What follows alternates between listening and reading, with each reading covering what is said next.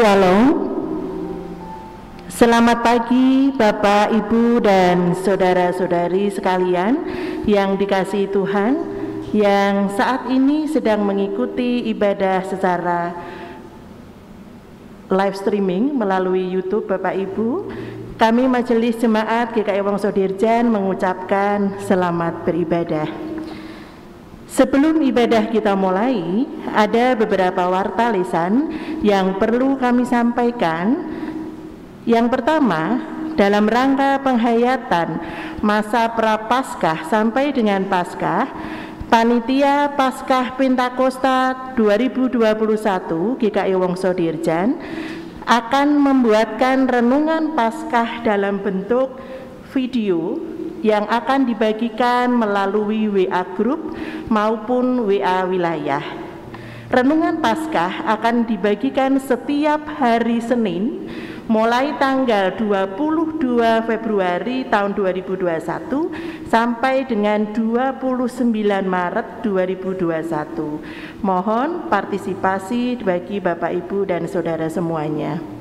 Yang kedua, sampai minggu ini perkembangan pembangunan rumah emeritasi pendeta yang beralamat di Puri Gentan Asri, Kafling 22, Jalan Kaliurang, KM 10 Sleman, sudah sampai pada tahap penyelesaian pembangunan rumah emeritus dan diharapkan pada akhir bulan Maret tahun 2021 rumah tersebut sudah jadi. Puji Tuhan, dana untuk pembangunan rumah emeritus pendeta sudah terkumpul dan terpenuhi sebesar 555 juta rupiah. Dalam kesempatan ini, kami Majelis Jemaat GKI Wongso Dirjan dan Panitia Pembangunan Rumah Emeritus Pendeta atas diri Pendeta Gideon Gianto Wihadi mengucapkan banyak terima kasih atas perhatian, dukungan, dan kerjasamanya. Kiranya berkat dan damai sejahtera Tuhan Yesus senantiasa bersama kita semua. Yang ketiga, kebaktian pada pagi hari ini akan dilayani oleh Ibu Diah Sri Haryanti Pramanasari SSI, pemusik Bapak Wahyu Joko, pemandu nyanyian kebaktian Bapak Cahyadi Sukmono Timotius, dan Ibu Esther Eka Kurniati. Desainer dan operator LCD, tim multimedia GKI Wongso Dirjan, bunga mimbar, bidang ibadah dan persekutuan GKI Wongso Dirjan.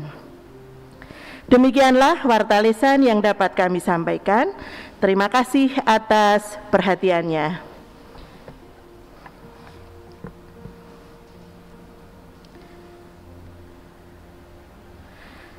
Bapak, Ibu, Saudara yang terkasih, selama minggu-minggu Prapaskah kita akan melangsungkan pemadaman lilin satu persatu tiap minggu.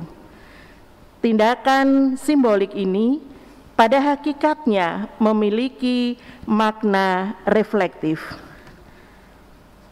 Pemadaman lilin dalam Prapaskah ini beranjak dari pemahaman bahwa selama masa Prapaskah kita semakin menghayati penyangkalan diri dan pengakuan dosa sebagai bentuk kerendahan hati. Prosesi pemadaman lilin melambangkan agar setiap kita mampu memadamkan ego kita.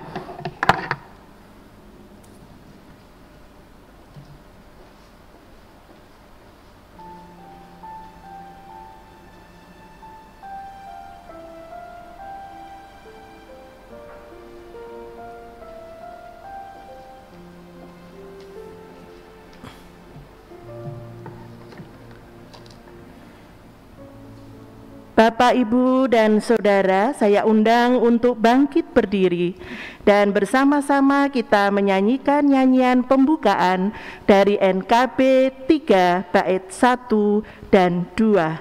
Terpujilah Allah.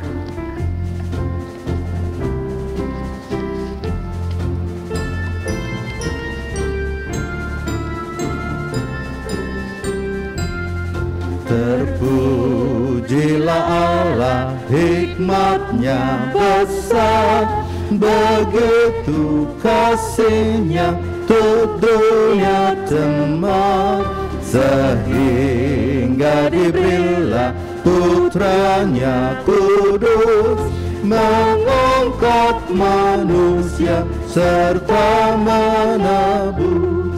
Pujilah, pujilah, buatlah dunia bergema, bergema, mendengar suaranya. Dapatkanlah Allah demi putranya, beri puji padanya sebab hikmatnya.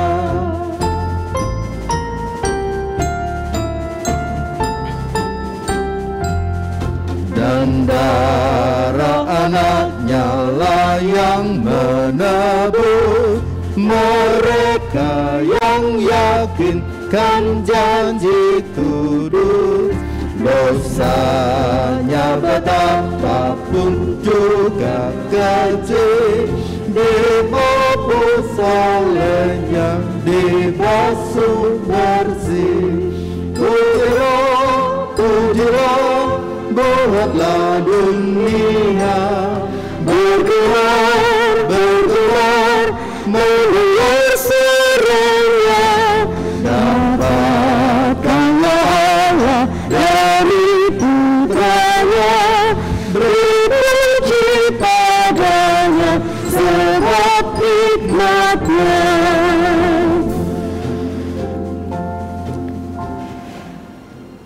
Jemaat Tuhan, ibadah Minggu Prapaskah pertama ini berlangsung dengan pengakuan bahwa pertolongan kita adalah dalam nama Tuhan yang menjadikan langit dan bumi.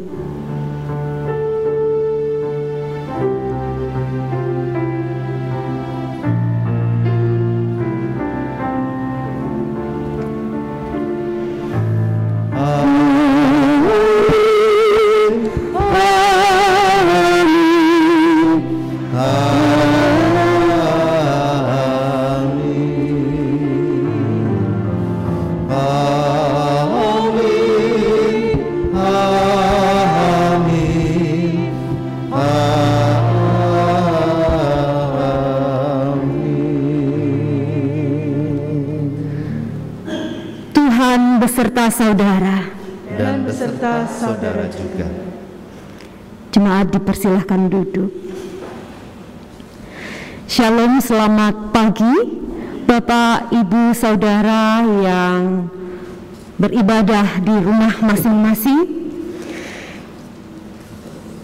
Patut kita syukuri walaupun ada kendala teknis yang kita alami karena jaringan internet yang trouble, tapi tidak mengurangi sukacita kita pada pagi hari ini untuk kita bersama-sama menghayati masa Prapaskah, terlebih di minggu pertama ini.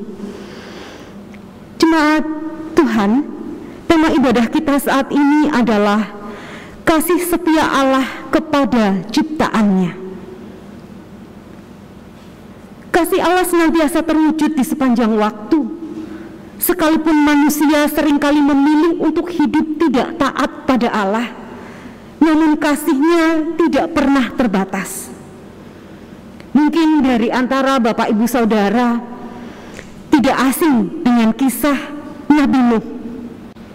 Dari kisah itu kita bisa menyaksikan bagaimana Allah telah mewujudkan penyelamatannya kepada Nuh beserta keluarganya, serta Allah mengadakan perjanjian bahwa Allah tidak akan membinasakan umat manusia dengan air bah yang ditandai dengan pelangi sebagai tanda perjanjian Allah. Dan tidak hanya itu saja, saudara, kasih Allah juga dinyatakan melalui kehadiran Yesus Kristus yang semasa hidupnya di dunia menghadapi begitu banyak pencobaan, bahkan kesengsaraan sampai pada kematiannya. Kebangkitannya menganugerahkan kasih keselamatan pada manusia, dan semua itu adalah wujud nyata bahwa Allah mengasihi, Allah menyelamatkan umat manusia. Dan tidak berhenti di situ saja. Roh Allah yang melindungi Yesus adalah roh Allah yang melindungi umat manusia dalam menghadapi setiap kelemahan kita. Sebagai umat yang dikasihi Allah, maka kita menjalani hidup dengan ketaatan penuh kepada Allah, bertobat, serta meneladani kehidupan Yesus. Saat ini tiba saatnya bagi kita untuk bersama-sama menyadari betapa Tuhan sangat mengasihi kita. Di dalam pengakuan dosa kita pada hari ini, mari bersama-sama kita menyadari bahwa kasih Tuhan tidak sebanding dengan kasih kita kepadanya. Oleh karena itu, jemaat Tuhan, marilah setiap kita merenungkannya. Kita tunduk menilik diri kita. Apakah kita sudah menempatkan Kristus sebagai pusat cinta, cita, nalar, rasa, dan kehendak kita? Ataukah sesungguhnya acap kali kita melakukan apapun demi kepentingan pribadi kita dan lepas dari tuntunan ilahi? Mari jemaat Tuhan, sembari kita menghayati alunan musik dari NKB 13 ini, kita mengoreksi diri kita. Apakah kita sudah mencoba memberikan yang terbaik bagi Tuhan atas setiap cinta kasih yang Ia berikan?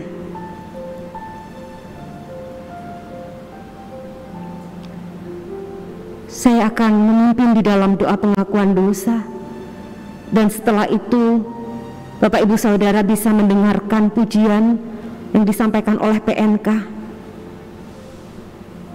dan saudara bisa menikmati, merasakan bagaimana kasih Allah menyentuh hati kita. Mari kita berdoa.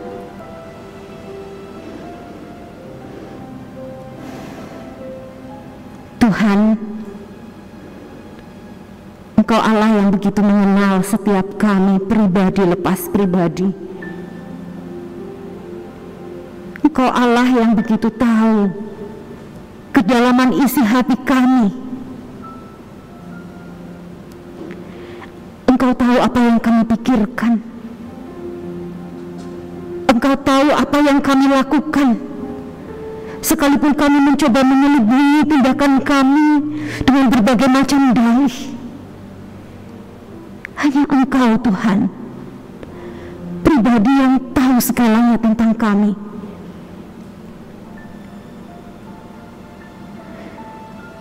Saat ini sungguh Tuhan kami merasa malu ketika kami boleh memilih kehidupan kami, dan ketika kami boleh melihat kasih Tuhan yang begitu besar kepada kami. Sungguh tidak sepadan apa yang kami lakukan selama ini dengan pemberian anugerah kasih Tuhan dalam hidup kami. Apa yang kami lakukan masih sering hanya kami memikirkan untuk kepentingan kami sendiri, untuk keuntungan kami, untuk kebanggaan diri kami, untuk pujian bagi diri kami, sehingga kami lupa untuk menomorsatukan Tuhan dalam hidup kami. Tuhan, ujilah hati kami dan pikiran kami.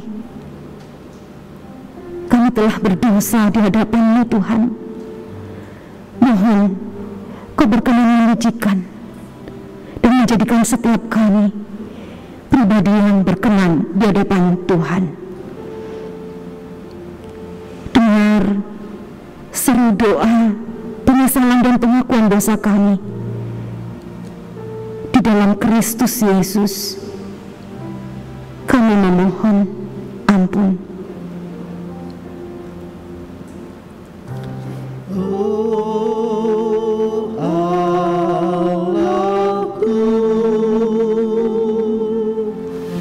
jenguklah diriku.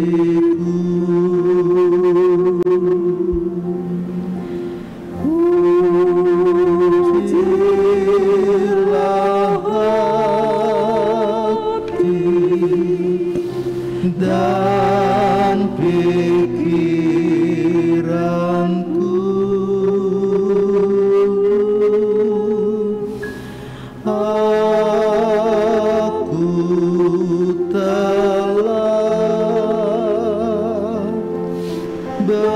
Berdosa dan cemas, sucikan dan jadikanku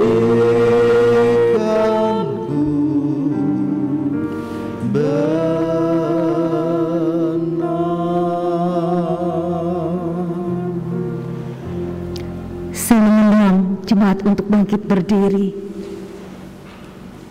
Bagi setiap kita yang dengan kesungguhan hati menyesali segala dosa dan perbuatan kita, Allah dengan kasih-Nya memberikan kepada kita anugerah di dalam berita anugerah yang diambil dari 1 Petrus 3 ayatnya yang ke-18. Sebab juga Kristus telah mati sekali untuk segala dosa kita. Ia yang benar untuk orang-orang yang tidak benar, supaya Ia membawa kita kepada Allah. Ia yang telah dibunuh dalam keadaannya sebagai manusia, tetapi yang telah dibangkitkan menurut Roh. Demikianlah berita anugerah dari Tuhan. Syukur kepada Allah. Salam damai bagi kita semua. Salam damai.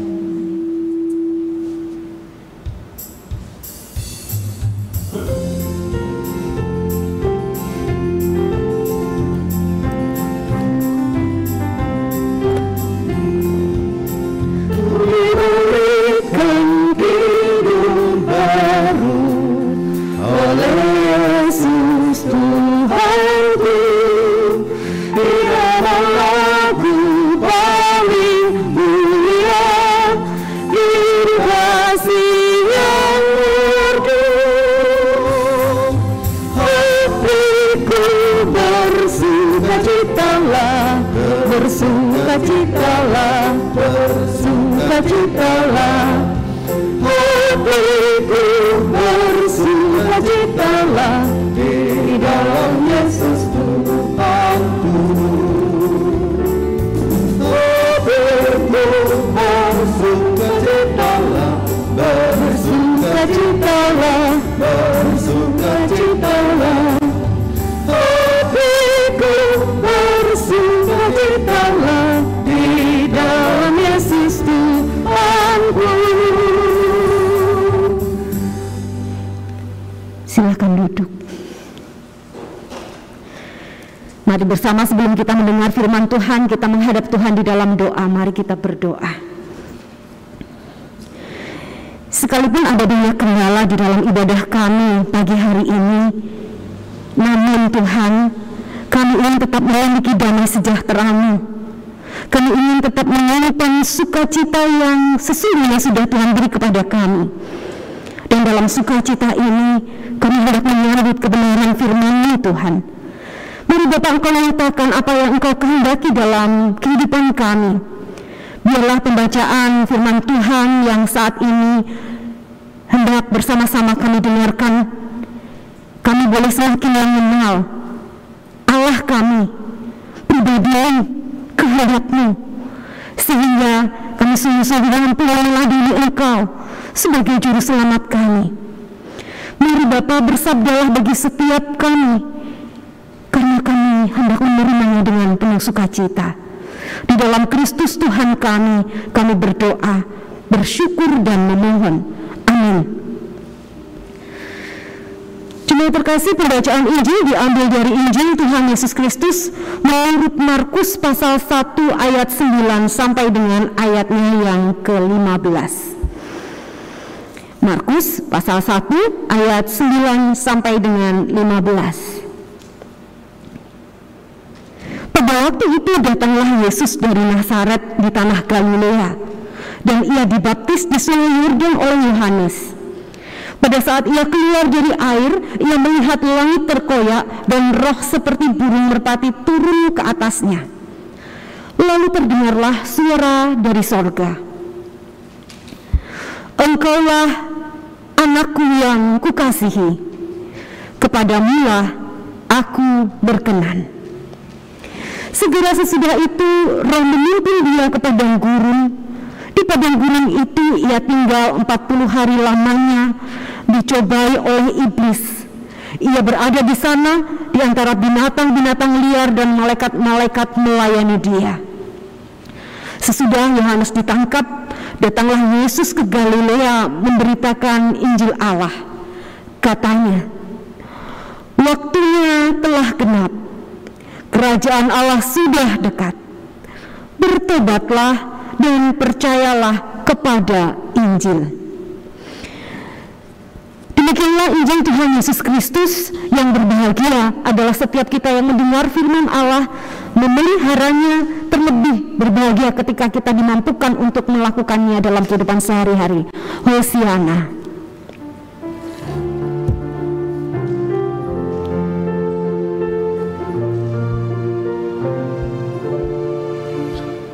Hosiana, Hosiana, Hosiana, Hosiana, Hosiana, Hosiana.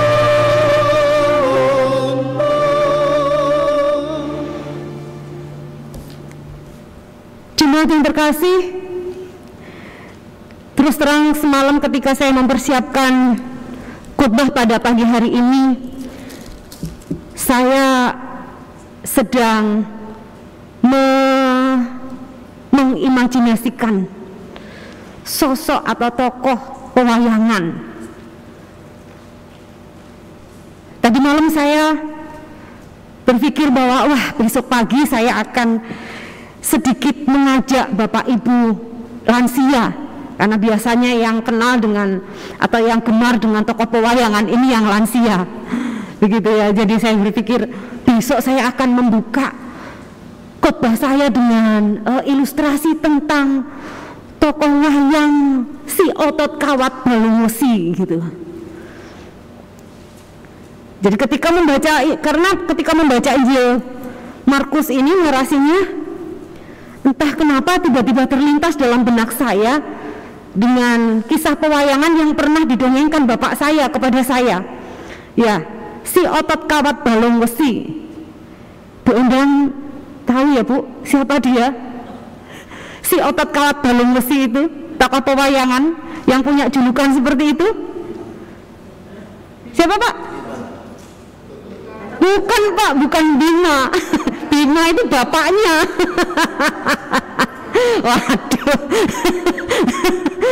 Nah, Pak Ari mungkin tahu Pak, Otot Kawat Balungesi. Ya, Gatot Kaca. Ya, Gatot Kaca. Jadi ternyata Pak Cahyadi angkatan saya mungkin. Jadi Bambang itu bapaknya Gatot Kaca. Ibunya Gatot Kaca adalah siapa? Arimbang ya Pak. Pak Bani ya. Nah, Bapak Ibu Saudara, saya sangat suka sekali dengan kisah ini, kisah Gatot Kaca. Dia punya nama lain yaitu Bimo Suto atau Tetuko, nama bayinya dia. Semoga tidak salah ya, tapi seingat saya itu. Nah, sesuai dengan julukannya, Gatot Kaca ini punya kesaktian mandraguna. Sebelum manusia bisa terbang dengan pesawat, nah si Gatot Kaca ini sudah bisa terbang bahkan tanpa sayap. Makanya tadi ketika ada berita bahwa internetnya mati gitu kan, waduh ada apa ini, melihat jaringan internet, wah lampu di sana enggak kedap-kedip. Kemudian Bu Esther memberikan informasi, wah iya tempat saya kemarin kena angin, jadi ada trouble karena angin yang kencang. Saya langsung sambil di dalam kepanikan tapi juga mencoba menenangkan diri, saya bilang begini, tak undang ke Gatotkaca Pak ya. Saya suruh terbang melihat ada apa, internet gereja kita ini mati gitu ya. Bapak Ibu Saudara, yang menarik, jadi saya sedikit cerita ya, mungkin ada di antara Bapak Ibu Saudara atau mungkin anak-anak saya yang di remaja tidak tahu kisah Gatotkaca, apa sih hebatnya dia gitu ya. Gatotkaca yang nama kecilnya tadi Tetuko ini diasuh di alam kayangan oleh seorang yang bernama Narada, bahasa Indonesia. Nah, kalau bahasa Jawanya Narada. Leres ya Pak Bambing? Nah, Narada ini punya musuh bebuyutan namanya Patih Sekipu. Leres Pak? Kadosipun leres. Nah, Gatotkaca ini diperhadapkan sama si Narada ini yang mengasuh dia ini untuk melawan Patih Sekipu itu. Nah benar, Sekipu kewalahan, semakin dihajar justru Tetuko semakin kuat. Lah ya iyalah ya, Tetuko ini sudah cukup dewasa, dia seorang patih yang sudah handal. Lah kok sama Narada yang diajukan si Tetuko atau Gatotkaca yang masih kecil ini. Tetapi rupa-rupanya ini cara dari Narada ini untuk membuat si Tetuko atau Gatotkaca ini kuat. Tidak hanya digembleng menghadapi Tetuko ini, tetapi justru juga si Narada ini malah memasukkan Tetuko atau Gatotkaca ini ke kawah apa? Wah, tahu. Kawah Candradimuka di Gunung Jamur Dipa. Ya, kawah yang mendidih begitu, bau belerang. Para dewa kemudian melemparkan berbagai macam jenis senjata pusaka ke kawah itu. Beberapa waktu kemudian, Tetuko ini muncul ke permukaan dengan penampilan yang berbeda. Wah, saya membayangkan sosok Gatotkaca ini seperti Mas Aldebaran dalam sinetron Ikatan Cinta. Wah, ganteng, gagah gitu ya. Tak lincah ketawa-ketawa karena saya penggemar sinetron. Mungkin ada di antara Bapak Ibu juga yang menggemari itu. Jadi saya membayangkan, mengimajinasikan sosok Gatotkaca ini gantengnya, gagahnya itu kayak Mas Aldebaran. Dia keluar dari kawah itu dengan penampilan dengan gagah ya, tegap begitu, menjadi seorang laki-laki dewasa. Segala jenis pusaka para dewa yang tadi dilemparkan ke kawah itu sudah melebur menjadi satu dengan tubuhnya. Dan kemudian Tetuko bertarunglah melawan Sekipu dan akhirnya berhasil membunuhnya. Lalu Batara Guru, Raja Kayangan ini menghadiahkan seperangkat pakaian pusaka kepada Tetuko. Dia menghadiahkan pakaian seperangkat, ada caping Basunando, ada kotang Ontrokusumo gitu ya. Lalu ada terompah itu sandal gitu ya. Namanya Podokacarmo untuk dipakai oleh Tetuko. Dan sejak saat itu Tetuko ini berganti nama menjadi Gatotkaca gitu, menjadi Gatotkaca. Jadi sejarahnya kurang lebih seperti itu. Nah, intinya yang mau kita ambil benang merahnya adalah bahwa dari gemblengan kawah Candradimuka dan juga perlengkapan pakaian pusaka, Gatotkaca ini akhirnya bisa membantu Pandawa dalam menghadapi peperangan melawan Kurawa dan berhasil membunuh beribu-ribu pasukan Kurawa sampai akhirnya dia mati di tangan Kumbakarna. Nah, bukan Pak Elia Kumbawa ya Bu, tapi oleh Kumbakarna. Gatotkaca mati, tetapi sekaligus dengan kematiannya itu Gatotkaca telah menyelamatkan nyawa pamannya. Siapa? dunia. Nah saudara-saudara, Yesus Kristus memang jelas bukan Gatot Kaca. Tetapi ada hal mirip, bahwa sebelum memasuki medan perang, Yesus pun digembleng di kawah Candra di Muka, versi Yesus. Ketika Yesus akan memulai kiprahnya dalam menjalankan misi Sang Bapa, yaitu memberitakan Injil Kerajaan Allah, dia memulai dengan suatu perjalanan panjang. Bayangkan Bapak Ibu, kurang lebih 100 km. Dia berjalan dari Nazaret, kampung halamannya, ke tanah Galilea, ke Sungai Yordan, dan dia ditempa di sana. Meskipun tidak berdosa, dia solidar dengan keberdosaan manusia. Dia menceburkan diri, dia dibaptis, kemudian ikut dalam gerakan moral pertobatan. Dan setelah itu dilanjutkan dengan tempaan yang lebih dahsyat lagi di padang gurun. Nah, kalau tokoh Gatot Kaca tadi selalu diawasi oleh Narada dan para dewa yang kemudian memberikan senjata-senjata pusaka, berbeda dengan Yesus. Yesus seorang diri, dia menahan panas terik dan bahkan dinginnya malam gurun pasir gersar tanpa makanan dan minuman.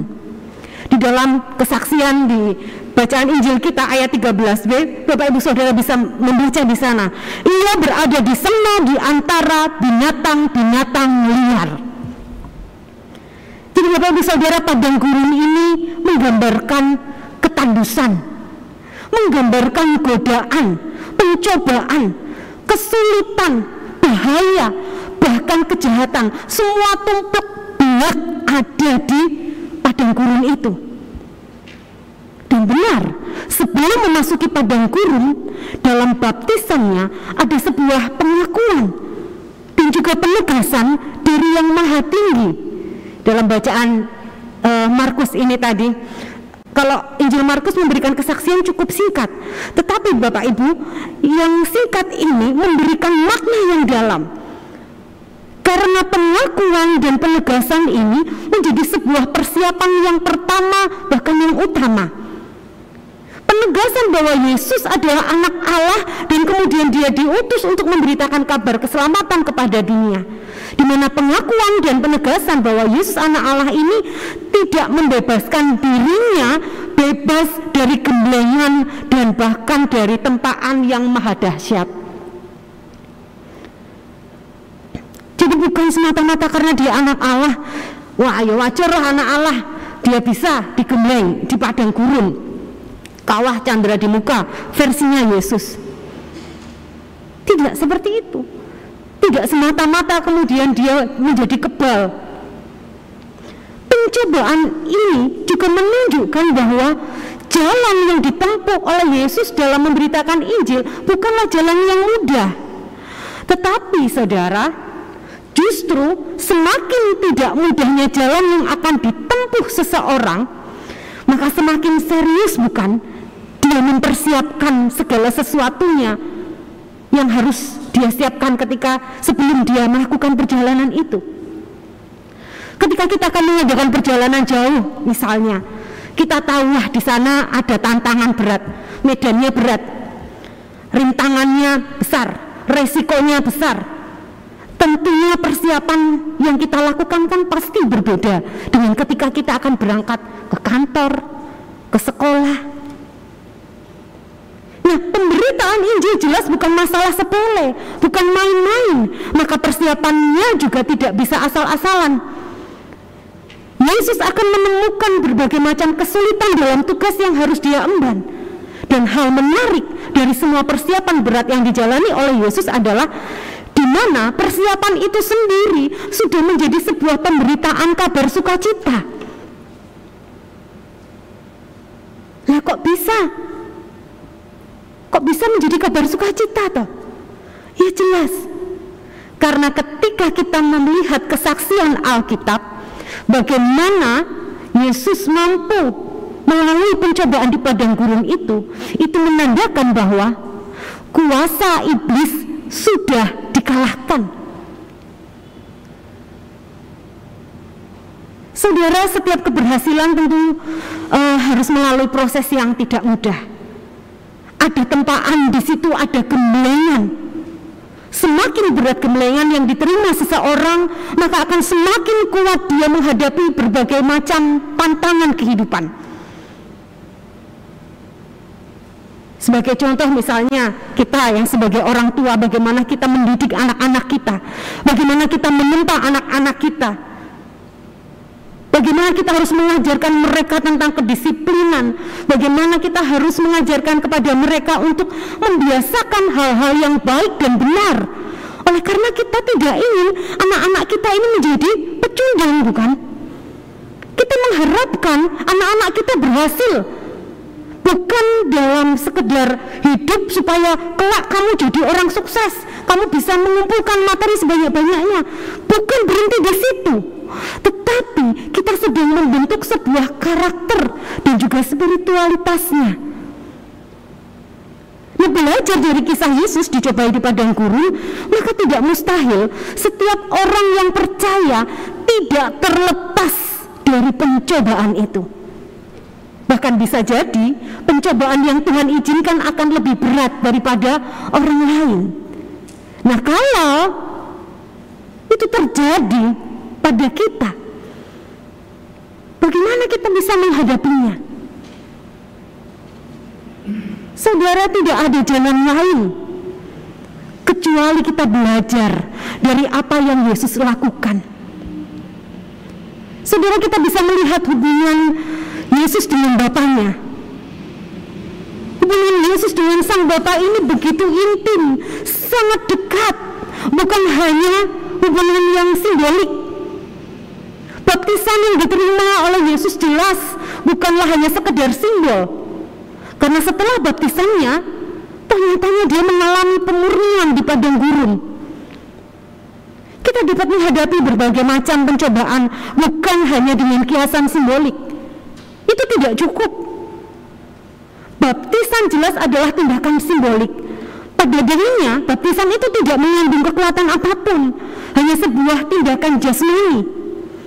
Oleh karena itu Rasul Petrus di dalam kesaksiannya di surat 1 Petrus pasal 3 dia mengatakan, juga kamu diselamatkan oleh kiasannya, yaitu baptisan.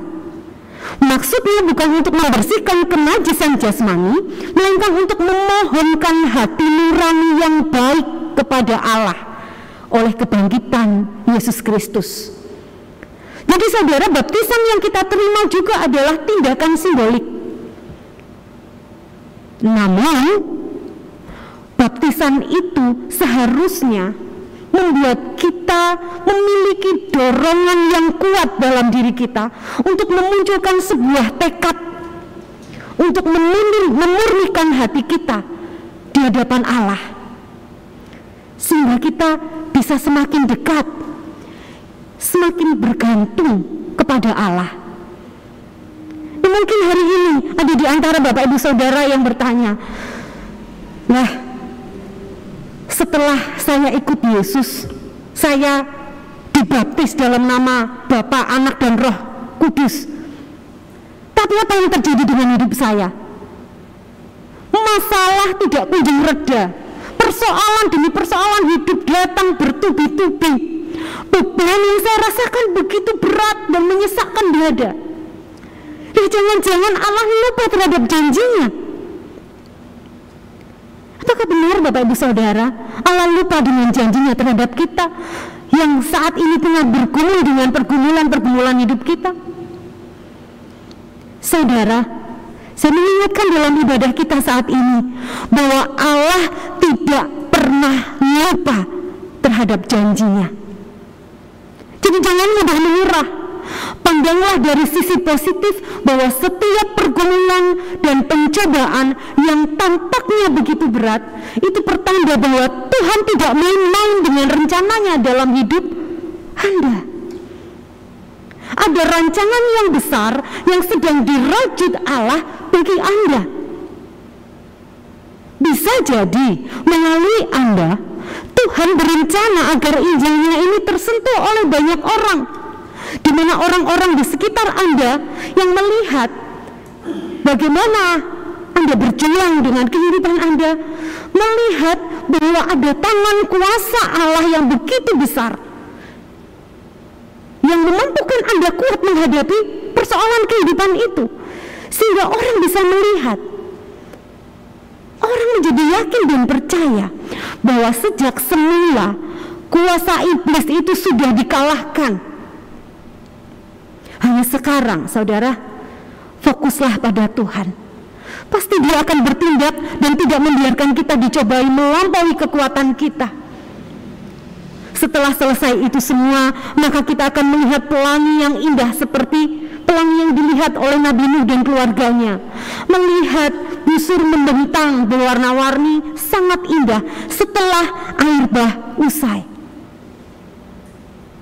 Saudaraku, pelangi adalah simbol kasih Allah yang tak terbatas dan akan selalu ada sepanjang waktu.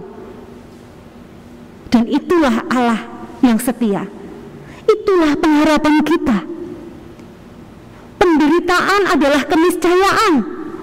Artinya bahwa penderitaan bisa terjadi pada siapapun. Bahkan sejak zaman Nuh sudah ada penderitaan, tetapi Allah mewujudkan penyelamatannya.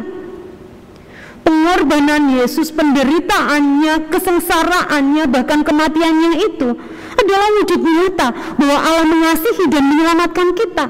Dan tidak berhenti di situ. Roh Allah yang melindungi Yesus adalah Roh Allah yang juga melindungi kita dalam menghadapi kelemahan-kelemahan kita. Sebagai umat yang dikasihi Allah, maka kita menjalani hidup dengan ketaatan penuh pada Allah, bertobat, meneladani kehidupan Yesus. Kita bersama-sama diajak untuk sadar betapa Tuhan sungguh mengasihi kita melalui setiap kesempatan yang Dia berikan dalam hidup kita. Sekalipun kita sering berbuat dosa yang tidak menyenangkan hati Allah, tetapi Dia toh tetap mau mengasihi kita dengan ketulusannya. Itulah kenapa Tuhan selalu memberikan kesempatan bagi kita agar kita menjadi pribadi yang lebih baik dan hidup dalam dekapan kasih-Nya. Dengan cara bertobat, membersihkan diri, senantiasa percaya pada Tuhan. Ya memang, dalam prosesnya tentu kita tidak akan mengalami banyak godaan. Tentu kita pasti akan mengalami banyak godaan, maksud saya. Akan ada tantangan di sana. Tetapi saudara, satu hal yang bisa kita pelajari dari Yesus adalah Dia mampu kok melawan godaan itu. Dan hari ini Yesus mengundang kita untuk mengalami hal yang sama yang bisa kita wujudkan dengan bertobat dan percaya pada Injil. Masa Prapaskah merupakan suatu kurun waktu bagi gereja mempersiapkan diri dalam menghayati kematian dan kebangkitan Yesus Kristus. Dalam periode 40 hari lamanya, orang Kristen berkesempatan untuk mengoreksi sekaligus memperbaiki diri dan kemudian berkaca pada teladan Kristus. Oleh sebab itu saudara, masa Prapaskah pertama ini menjadi bagian dari setiap kita untuk kembali bergumul dan berpengharapan pada anugerah pengampunan Allah melalui pertobatan pribadi. Satu di antara berbagai cara pencapaian adalah praktek hidup berpantang dan berpuasa. Di tengah pandemi COVID-19 yang belum selesai ini, setiap kita yang saat ini sedang berada dalam kesulitan hidup, dalam duka cita, di dalam kelemahan fisik, maupun di dalam ketidakberdayaan akan psikis yang menekan diri kita, kiranya memiliki daya, memiliki semangat dan harapan untuk terbebas dari sana karena berpegang pada janji keselamatan Allah. Penderitaan bukanlah akhir kehidupan, tetapi tantangan kita untuk bersama-sama berproses menjadi seorang yang berpengharapan untuk lebih baik lagi dan lagi. Sebab akan ada saat terang ketika gelap melanda. akan ada pemulihan ketika penderitaan menerpa, dan duka cita yang berganti sukacita pada saat kita bersandar pada Yesus Kristus, Sang Paskah. Paskah adalah waktu yang pas bagi kita untuk membenahi diri dengan memanfaatkan kesempatan yang Tuhan berikan pada kita untuk memperbaiki diri. Maka sebaiknya kita juga memanfaatkannya dengan baik, kesempatan yang Tuhan beri kepada kita. Seruan ini diwartakan bagi kita di Minggu Prapaskah pertama ini, supaya kita kembali merasakan kasih dan kebaikan Tuhan yang tidak terbatas. Karena disitulah letak pengharapan kita. Mari kita ingat bahwa kita ada sampai hari ini hanya karena anugerah, kasih, dan juga kebaikan dari Allah. Kita yakin bahwa di tengah segala godaan dan tantangan yang diizinkan Tuhan hadir dalam hidup kita, selama kita mengandalkan kekuatan Tuhan, maka Roh Allah akan melindungi kita. Maka saudara, jangan biarkan diri kita jatuh dalam pencobaan, namun mari kita senantiasa merasakan kasih Allah dan mewujudkannya dengan hidup dekat, taat, setia hanya pada Allah yang sungguh-sungguh mengasihi kita semua. Selamat menapaki masa-masa Prapaskah. Selamat merasakan cinta kasih Allah dalam kehidupan kita. Tuhan memberkati kita semua. Amin.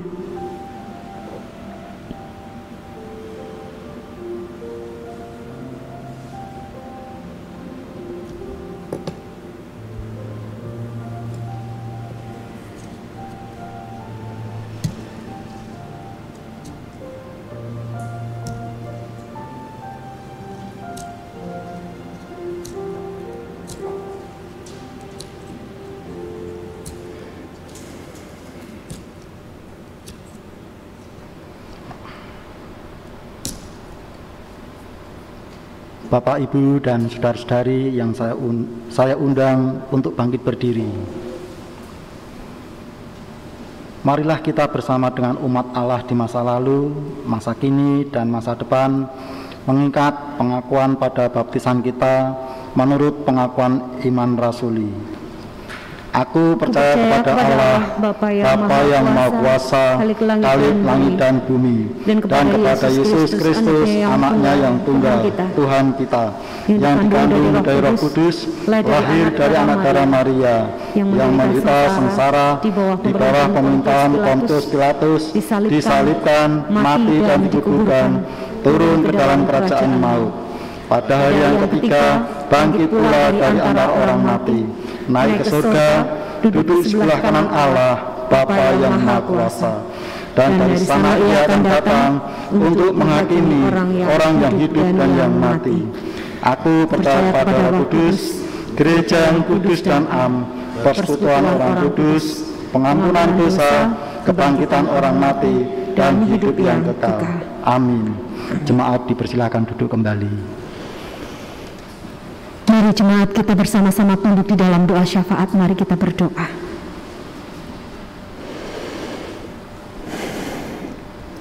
Terima kasih Tuhan untuk kebenaran firman-Mu yang meneguhkan dan menguatkan setiap kami. Terlebih ketika kami saat ini menghadapi pencobaan-pencobaan kehidupan yang tidak mudah. Terima kasih Tuhan, kami boleh melihat bagaimana Tuhan berhasil melawan setiap godaan yang ada, sehingga saat ini kami mampu merasakan sekalipun kehidupan yang kami jalani seperti kehidupan yang berada di tengah padang gurun, kami merasa gerah, kami merasa tidak berdaya. Tetapi Tuhan, dengan melihat kasih-Mu dan dengan melihat janji-Mu, kami menjadi yakin, kami menjadi percaya bahwa Tuhan akan menepati janji Tuhan dalam setiap pergumulan hidup kami. Tuhan, Kau Engkau ada bersama-sama dengan kami dalam setiap pergumulan kami. Perkenankan Bapa, di dalam syafaat kami pada pagi hari ini, kami membawa para kekasih kami yang tengah bergumul dengan kondisi kesehatannya yang kurang baik. Bapa, kami membawa kekasih kami, Ibu Maria Po, di mana tanggal 2 Maret nanti akan operasi pelepasan digestion di Rumah Sakit Sarjito. Tuhan, berikan kesehatan yang prima bagi Ibu Maria, sehingga proses operasi pelepasan digestion ini dapat berjalan dengan lancar, dan pasca pelepasan digestion itu Ibu Maria Po dapat kembali beraktivitas, dapat kembali berpelayanan, dapat kembali melayani keluarga dengan penuh sukacita. Kami juga menaikkan syukur kami di hadapan Tuhan bagi perkembangan kondisi kesehatan kekasih kami Bapak Kasmanto. Kami bersyukur Tuhan, luka pada kaki bisa berjalan pulih dengan cepat. Kami bersyukur proses secara medis boleh dinyatakan kondisi pemulihan ini berjalan dengan cepat. Di tengah kondisi Bapak Kasmanto yang tengah menderita sakit diabetes, Tuhan tetap terus campur tangan, memberikan semangat, memberikan pengharapan, memberikan damai sejahtera kepadanya. Mari Bapak, untuk proses penyembuhan Bapak Kasmanto, Tuhan bekerja, Tuhan berkarya. Kami juga berdoa di dalam keprihatinan keluarga Ibu Tan BU, di mana sampai hari ini Bapak Nugroho masih harus dirawat di Rumah Sakit Siloam. Tuhan, berikan mujizat-Mu dalam diri Bapak Nugroho. Berikan juga kekuatan, kesabaran, bahkan ketabahan untuk Ibu Tan BU. Keberserahan penuh kepada-Mu Tuhan, biarlah itu boleh menjadikan Ibu Tan BU merasa yakin bahwa Tuhan bekerja, bahwa Tuhan campur tangan di dalam setiap pergumulan yang dirasakan Ibu Tan BU. Kami juga berdoa untuk keluarga besar Bapak Pi, agar Tuhan terus memberikan kekuatan dan penghiburan selepas kepergian istri terkasih. Biarlah Tuhan Kau memberikan kekuatan dan kesehatan bagi Bapak Pi dan juga putra-putri, anak menantu. Kau jagai keluarga ini dengan kasih setia Tuhan. Kami juga berdoa untuk Bapak dan Ibu Sutriman. Tuhan berkati beliau, berkati Bapak dan Ibu Sutriman di tengah-tengah kondisi yang sudah sepuh. Biarlah Tuhan Kau tetap memberikan sukacita, memberikan damai sejahtera, memberikan hati yang senantiasa berserah kepada Tuhan, bahwa di dalam setiap perkara Tuhan berkarya. Kami juga berdoa bagi jemaat-jemaat Tuhan lainnya yang tidak dapat kami sebutkan satu persatu namanya. Tuhan, Engkau tahu apa yang menjadi pergumulan jemaat-Mu di tempat ini. Engkau tahu apa yang menjadi kesedihan mereka. Engkau tahu beban hidup mereka. Engkau tahu Tuhan apa yang saat ini mereka rindukan dan mereka harapkan boleh mewujud dalam setiap harapan mereka. Biar harapan mereka tidak padam, sebagaimana Engkau memberikan roh-Mu ke dalam kehidupan setiap kami, sehingga roh itu membuat semangat kami terus menyala dan meyakini bahwa akan ada jalan keluar bagi setiap persoalan yang kami hadapi. Bapak, kami berdoa untuk Panitia Paskah Pentakosta 2021 GKI Wongso Dirjan. Tuhan berikan kesehatan, Tuhan berikan sukacita, Tuhan berikan damai sejahtera ketika panitia ini harus melaksanakan berbagai macam kegiatan agar jemaat Tuhan di gereja ini mampu menghayati masa-masa Paskah Pentakosta dengan penuh sukacita. Bapak, kami berdoa untuk para pendeta kami, Pendeta Gideon Gianto Wihadi, Pendeta Benaya Agus Dihartanta beserta keluarga. Kami berdoa untuk para penatua, kami berdoa untuk para aktivis gereja. Bapak, berkati apa yang mereka kerjakan, berkati pelayanan mereka, berkati pergumulan mereka, sehingga kehidupan aktivitas keras mereka yang mereka lakukan sungguh-sungguh mampu mereka maknai sebagai sebuah wujud cinta kasih Tuhan, sebagai sebuah wujud kesempatan yang Tuhan berikan bagi mereka. Bapa, kami berdoa untuk persatuan dan kesatuan umat-Mu di GKI Wongso Dirjan ini. Biarlah keterbatasan kami yang sampai saat ini di mana kami belum bisa berjumpa muka dengan muka, namun kami boleh mencoba memanfaatkan kemajuan teknologi yang ada untuk kami boleh saling melepas kerinduan kami. Biarlah keterbatasan ini tidak membuat kami jauh, namun justru semakin kami dekat. Kami boleh saling menopang di dalam doa, di dalam semangat, dan di dalam cinta kasih Tuhan. Bapak, kami berdoa untuk bangsa dan negara kami. Biarlah Tuhan Kau memberkati para pemimpin bangsa kami ini, sehingga kebijakan-kebijakan yang dibentuk, kebijakan yang diputuskan sungguh-sungguh berangkat dari kebutuhan dan juga kepentingan masyarakat Indonesia. Bapa, di doa dan seru sembahyang kami ini Tuhan, kami naikkan di dalam satu nama Tuhan kami, Yesus Kristus, yang mengajarkan kepada kami doa Bapa kami. Bapa kami yang di surga, dikuduskanlah nama-Mu, datanglah kerajaan-Mu, jadilah kehendak-Mu di bumi seperti di surga. Berikanlah kami pada hari ini makanan kami yang secukupnya, dan ampunilah kami akan kesalahan kami, seperti kami juga mengampuni orang yang bersalah kepada kami. Dan janganlah membawa kami ke dalam pencobaan, tetapi lepaskanlah kami daripada yang jahat. Karena Engkaulah yang mempunyai kerajaan dan kuasa dan kemuliaan sampai selama-lamanya. Amin.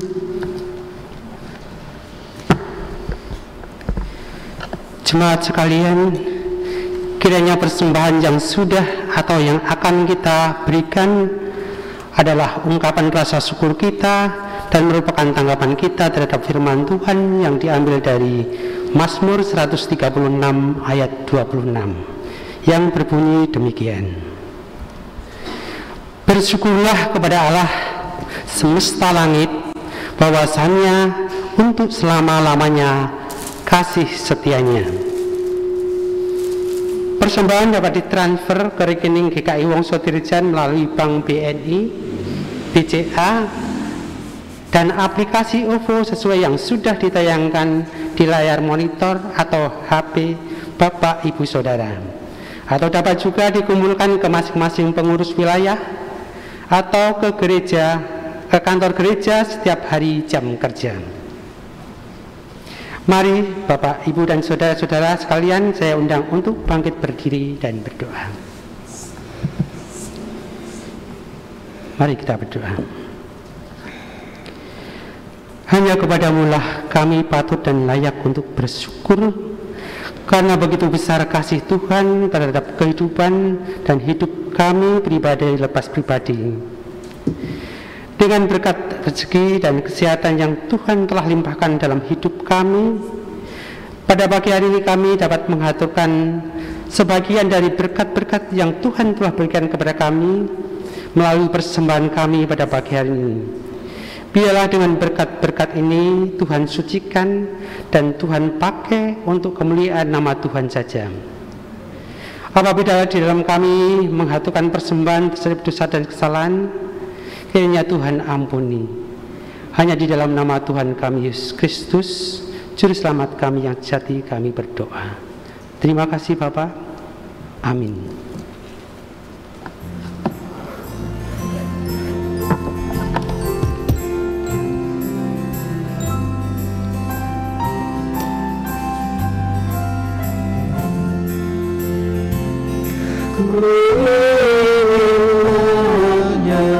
Menyerahkan seluruh hidupku,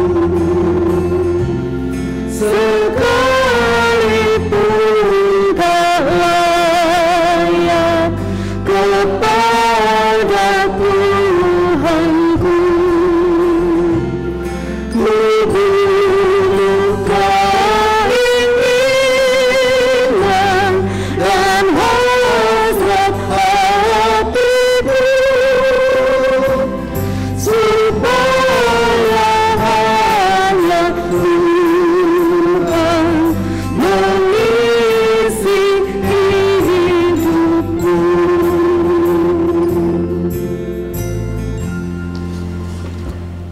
Jemaat Tuhan, sebagaimana pujian pengutusan ini tadi mengatakan bahwa aku ingin menyerahkan seluruh hidupku.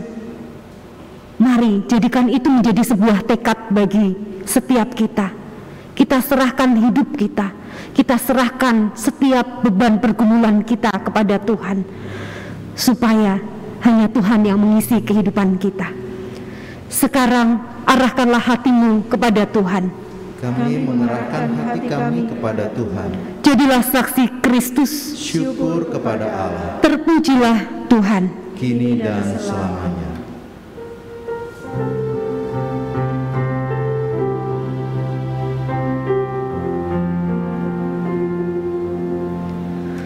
Kasih Tuhan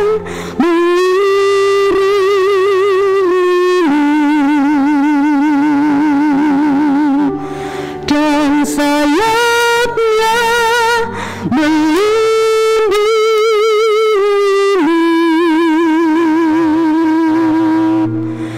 Tangan Tuhan pegang di dalam hidupmu. Majulah dalam